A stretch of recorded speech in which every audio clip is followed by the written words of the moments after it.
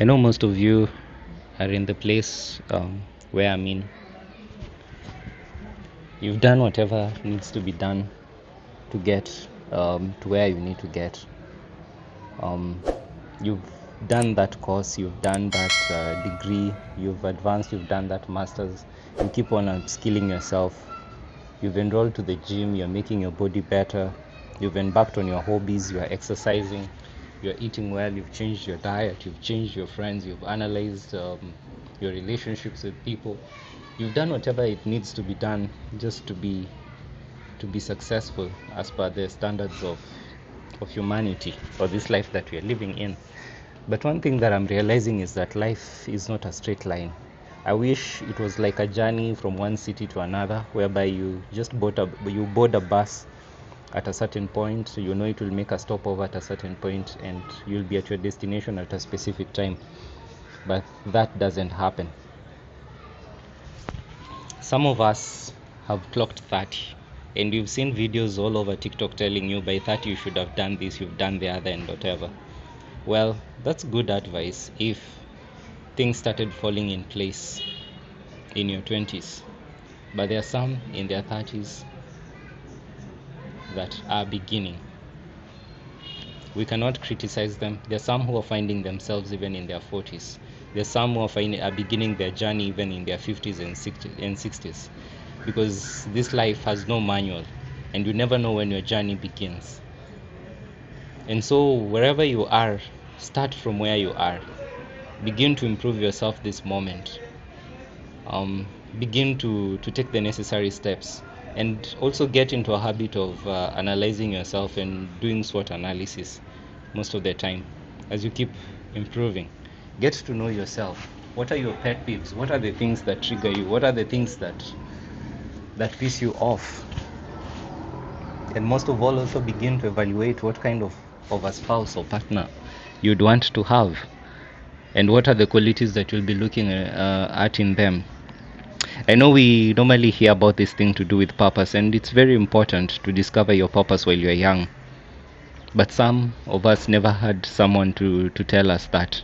We knew that life is just a matter of being born, going to school. Once you finish school, start a career, get a degree, get an education, start a career, earn a living, await for salary appraisals and all that.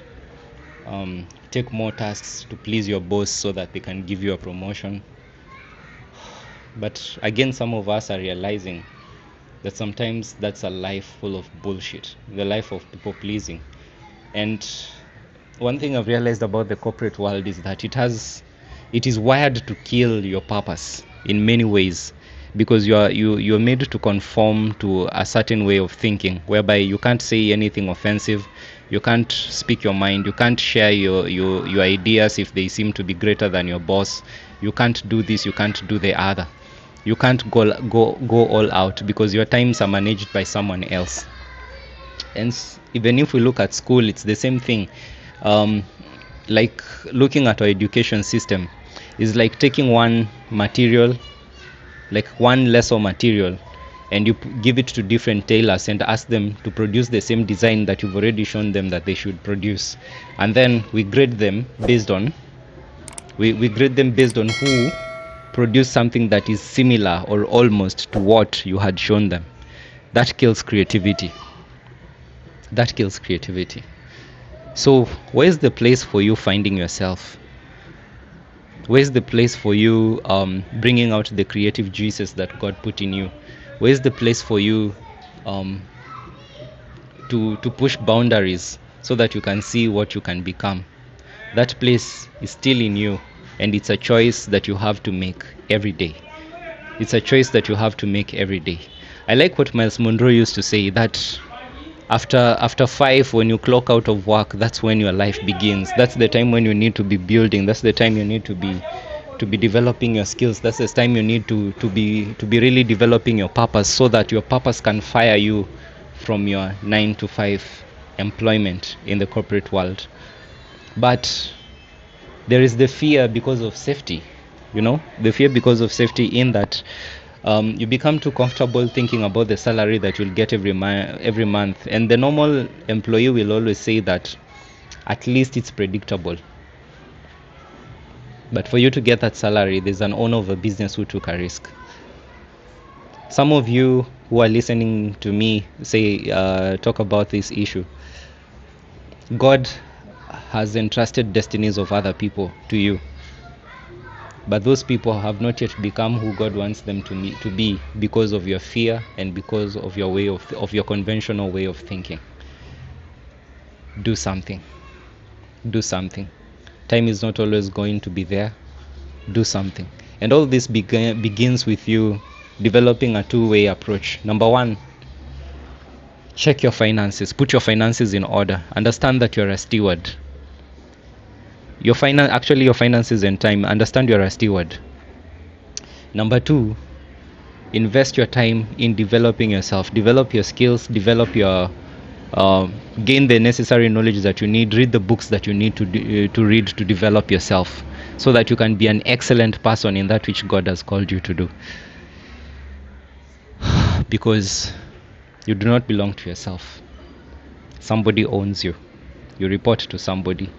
You are a steward, and you'll give an account. You remember that parable that Jesus taught of the talents? One was given 5, another one was given 3, and another one was given 1. And what the one who was given 1 chose to do, he went and buried it instead of multiplying it. That is to teach us something. God expects us to be profitable in everything that he has given us. Profitable in time, profitable in our health, profitable. We need to produce more. Actually, connects with the principle that we were given in Genesis. That was given in Genesis. I can't remember the chapter, but when God told Adam and Eve, which reflects to us humanity as well, be fruitful and multiply. He expects us to multiply and be fruitful. So the purpose of this video is to challenge you to break out of the norms and think about what more you can become. This is the day for you to exercise. This is the day for you to become better. This is the day for you to push limits. This is the day for you to start that gym membership. This is the day for you to start that course. This is the day for you to start planning your finances towards financial freedom.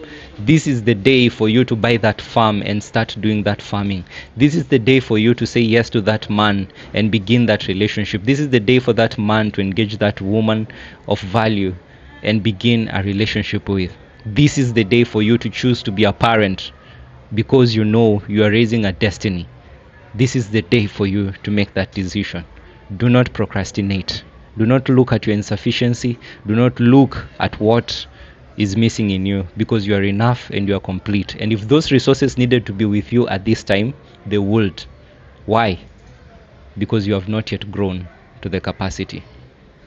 Most of the things in life that are not with us, they're a matter of growth, not because God is denying us. When we grow, then heaven will release the resources to us. So I don't know who this is for, but remember, you are enough and you will not always be here on earth. Maximize on your strength. Bye.